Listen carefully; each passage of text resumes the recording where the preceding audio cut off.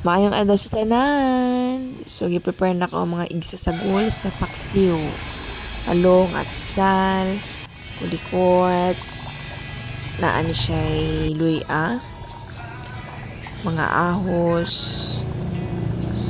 sibuyas, dahon, panglasa na siya o kamatis, dami pag naay kamatis sa paksiw.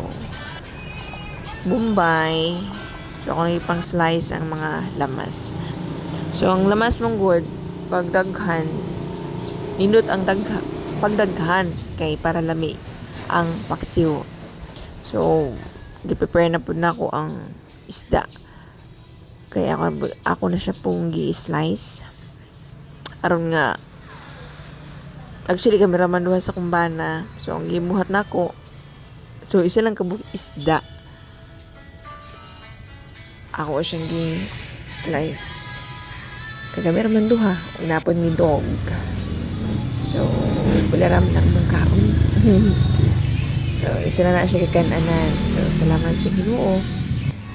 Ako nang i-prepare sa karahay ang mga isda, mga lamas.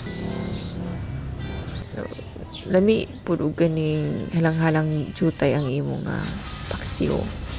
Dili pa sobrahan. Nga ako na siyang gibutang sa kalan. Yeah.